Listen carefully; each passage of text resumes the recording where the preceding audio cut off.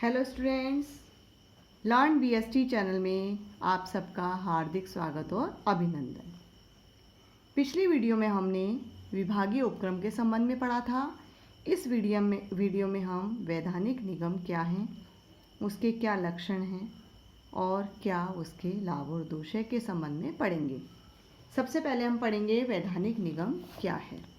वैधानिक निगम वे सार्वजनिक उद्यम हैं जिनकी स्थापना संसद के विशेष अधिनियम के द्वारा की जाती है। अर्थात ऐसे उद्यम जिनकी स्थापना संसद में विशेष अधिनियम पारित करके की जाती है।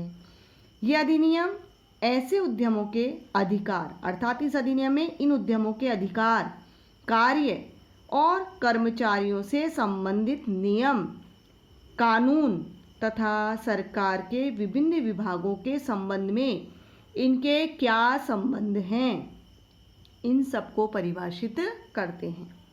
अर्थात सार्वजनिक उद्यम है, संसद में विशेष अधिनियम पारित करके स्थापना की जाती है और इस अधिनियम के अंतर्गत ही उद्यमों के क्या क्या अधिकार हैं, क्या क्या कार्य हैं, इनके कर्मचारियों से संबंधित कौन कौन से नियम और कानून हैं और सरकार का इन विभिन्न विभागों से क्या संबंध है, इन सबको बताया जाता है।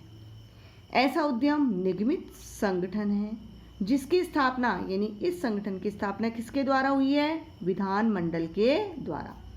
इसके कार्य शक्तियाँ उस विधानमंडल के जो अधिनियम है उसमें बता दी जाती है।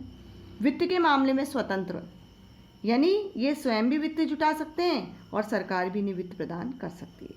निर्धारित क्षेत्र पर, यानी जिस क्षेत्र के अंतर्गत इनको स्थापित किया गया उस क्षेत्र पर और विशेष प्रकार की वाणिज्यिक क्रियाओं पर इसका स्पष्ट नियंत्रण होता है। वैधानिक निगमों के पास जहां एक ओर सरकारी अधिकार होते हैं, वहीं दूसरी ओर निजी उद्यमों के समान इनको किस प्रकार से चलाया जाएगा, इसके चलाने के लिए पर्याप्त लचीलापन भी होता है। अर्थात ये अपने संचालन कैसे करना है उसके संबंध में अपनी क्रियाओं में किसी भी प्रकार का बदलाव भी कर सकता है। तो इसको सरकारी और निजी उद्यम के दोनों ही अधिकार प्राप्त हैं।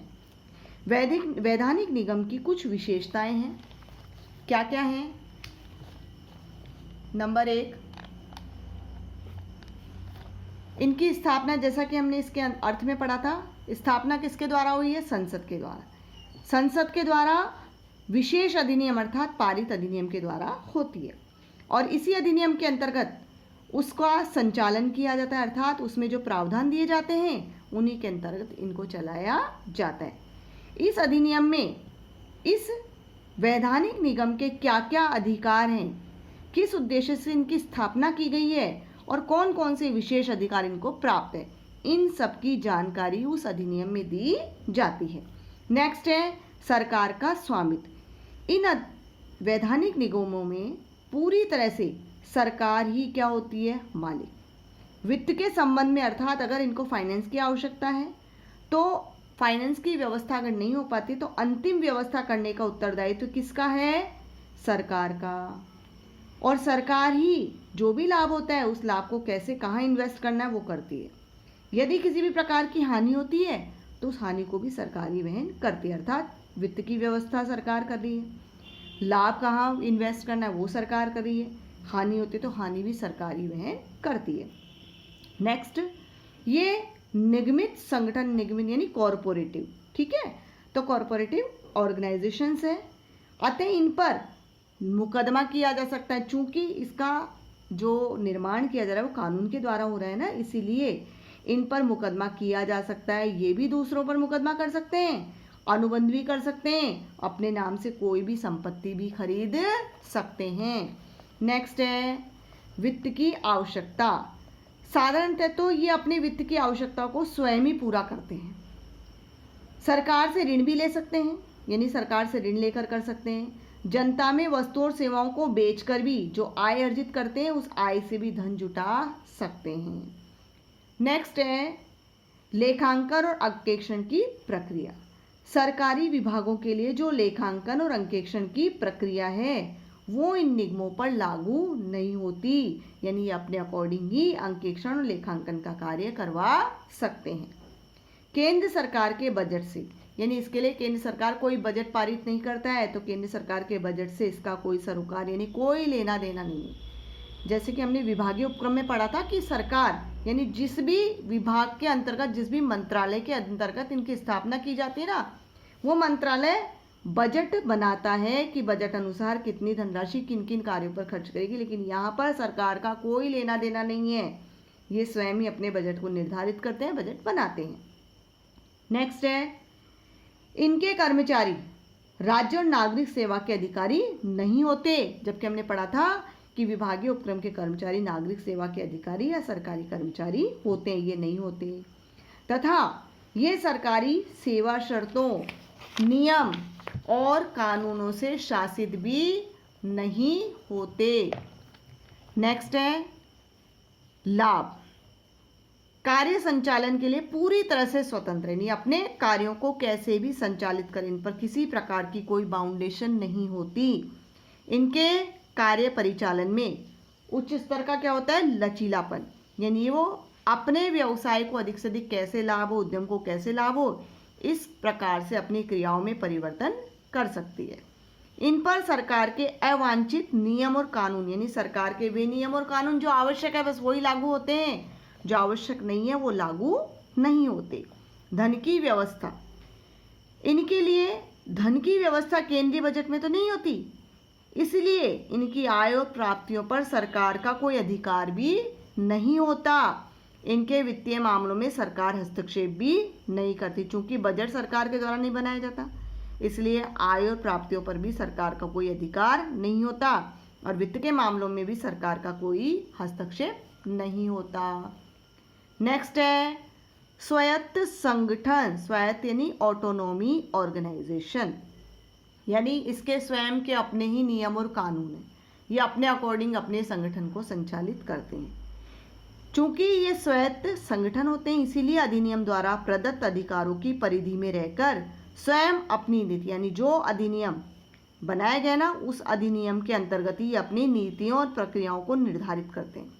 तथा अधिनियम में कुछ मुद्दों और विषयों के लिए, यानी कुछ विशेष मुद्दे या विशेष विषयों के लिए ही मंत्रालय विशेष की पूर्व अनुमति प्राप्त करने का इनके पास प्रावधान होता है।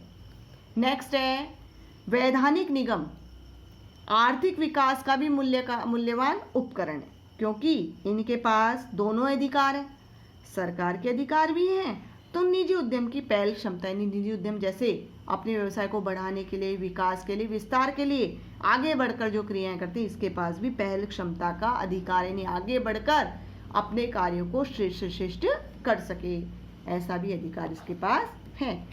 नेक्स्ट है, इसके दोष या सीमाएं। सबसे पहला है, कार्य परिचालन में जितना बताया गया ना कि बहुत लचीलापन है, ये मर्जी आए जो काम, उतना लचीलापन नहीं है, क्योंकि प्रत्येक कार्य किसके नियम और कानून के अनुसार, जो अधिनियम में दिए गए नियम और कानून हैं, उन नियम और कानून के अनुसार ही समस्त कार्य किए जाते हैं।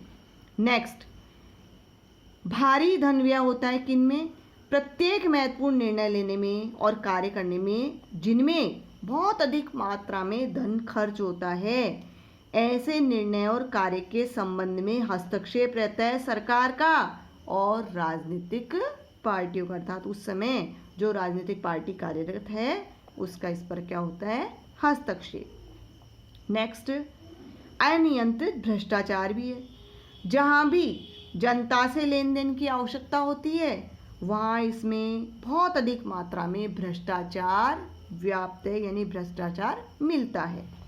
नेक्स्ट है, सलाहकार की नियुक्ति, सरकार निगमों के बोर्ड में स्वयं का सलाहकार नियुक्त करती रही है और इसी कारण अनुबंध और अन्य निर्णय लेने में निगम को पूरी तरह से स्वतंत्रता नहीं होती, बल्कि स्वतंत्रता लिमिटेड होती है, सीमित होती है। जब भी मतभेद होता है, अर्थात इसके निर्णय में और सरकार के सलाहकार बोर्ड में नियुक्त सदस्यों के निर्णय में, तो ऐसे मामले में सरकार के पास ही अंतिम निर्णय के लिए भेज दिया जाता है और इससे कार्य में क्या हो जाती है, देरी, क्योंकि जब कई बार निर्णय लेने में क्या हो जाता है, समय लग जाता है, तो कार्य भी समय पर पूरा हो नहीं पाता, उसका कई बार इनको नुकसान भी उठाना पड़ जाता है। ओके स्टूडेंट्स, इस वीडियो को पूरा देखिए, समझिए।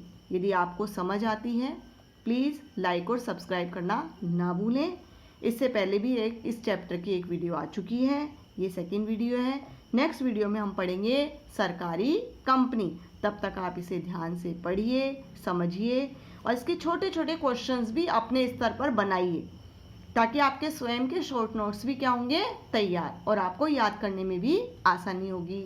Okay, thanks.